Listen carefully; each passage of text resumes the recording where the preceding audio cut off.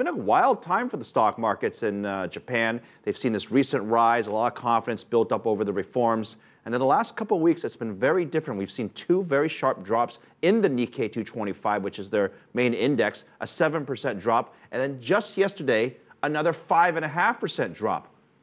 This is concerning for a lot of investors. For more on this, we talked to Shihoko Goto, who joins us. She's a Northeast Asia Program Associate with the Asia Program at the Wilson Center. Welcome back. We've talked a lot about the Japanese economy and what's gone right. The last couple of weeks, it doesn't feel so right for investors. I don't want to get into the technical aspects of it, but these two drops alone account for 12% of the decline. It's significant, isn't it? What's going on? It is, but at the same time, I think it's very dangerous to assess the success or lack thereof of economic policy by the reaction of the stock market. I think there was overexuberance about the impact of Prime Minister Abe's economic package. And I think there's a reaction on the other extreme at the moment. I think it's too early to judge whether his policies are successful or not. But it is certain that the honeymoon probably is over, that the initial exuberance has kind of weighed down. Are you just saying in a very nice way that maybe a little bubble built up there? A lot of high expectation, but I think it was a reality check. What Abe has been proposing has led to a weaker yen and hopefully greater inflation, but that's a double-edged sword. A weaker yen also means that imports for Japanese consumers are going to be expensive. Inflation will mean that people get less, they will have to pay more for the same stuff. Historically, Japan has always been worried about deflation, meaning that things cost less over time. And they've been working their way of getting more inflation where things cost more and more. Right. Are they successful at it? And I explain to our viewers why this is such a big deal, because nowhere else in the world do they worry more about this deflation issue and an inflation issue than in Japan. Right. Historically, people always talk about an inflationary spiral. In Japan, it's deflation, meaning that people have been putting off buying something because they have believed that the price will continue to go down. If they wait for another year, another 2 years.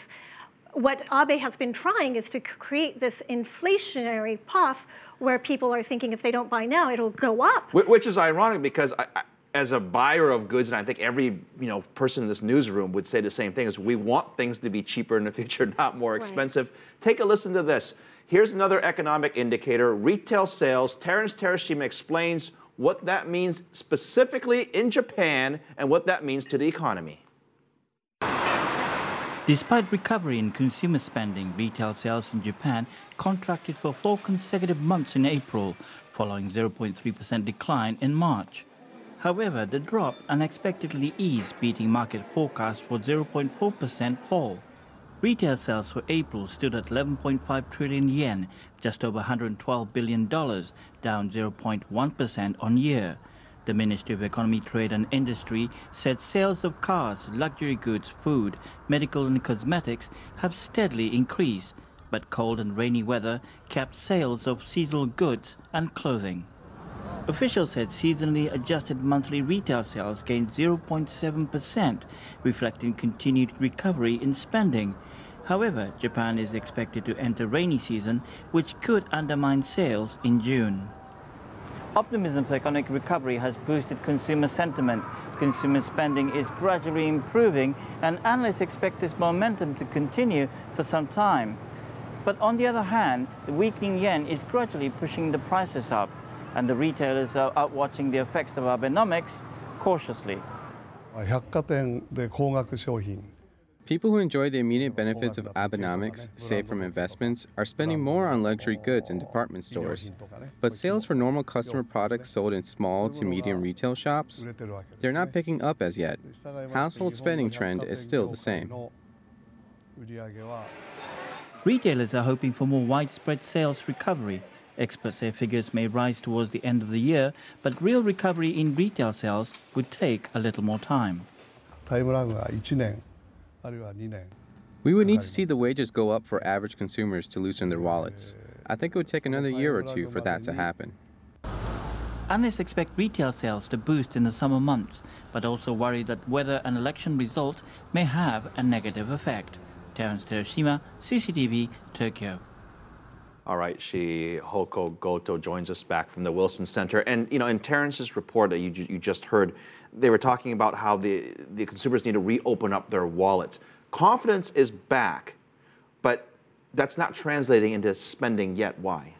Well, you have to remember that even though the stock market has really soared over the last 6 months, only 20% of Japanese people actually are active shareholders, and the majority of people actually are not invested in stocks. So what you really want is for people to open up their purse strings because they feel rich. And how are they going to do that? By salaries going up, for more jobs to be created, to feel that things are moving What does it take to have salaries go higher?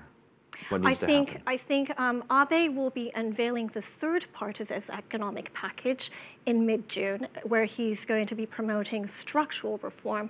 There's already concern that it's not actually going to do much. But if he can leverage that policy to encourage companies to invest more in capital expenditure and in their people in new industries, I think that would certainly lead to higher wages. And one phenomenon that we've seen around the world with these so-called baby boomers, those born after World War II, is in the United States, as you get older into your retirement ages, what happens is you buy a second house in Florida or somewhere where it's warm, and there's that sort of culture in the U.S. And there's a lot of talk about how older folks don't spend the way a lot of people in their 40s and 50s spend. In Japan, I'm bringing this up because they face a very serious demographic issue. Can you explain that for us? Right. Japan has one of the most aging societies in the world. People over 65 years of age make up about 20% of the population. That rate is going up. There are fewer people actually paying taxes to support these people. The problem is that they not only spend money, but they actually cost a lot of money as well. And so politicians are very reluctant to take on things like cutting. But what's the solution? Because when you're old, and I'll speak for my own parents, they're old, they spend less money because they're in sort of the saving mode, right? The younger folks want to spend the money, but the government wants them all to spend money, but I don't see how they're going to get that discretionary income to go up. Right. Well, the irony is that in Japan, one of the most heavily invested people are actually older people, and it's pension funds that are investing in the stock market. So a stock market rally actually really does allow old age pensioners to loosen up their purse strings, whereas if it's just a salary gain, then they're not making an annual wage, so they may feel the crunch more because of it. It's just an amazing topic. You wouldn't think it's that difficult to get people to spend money. Shihoko Goto, thank you very much from the Wilson Center.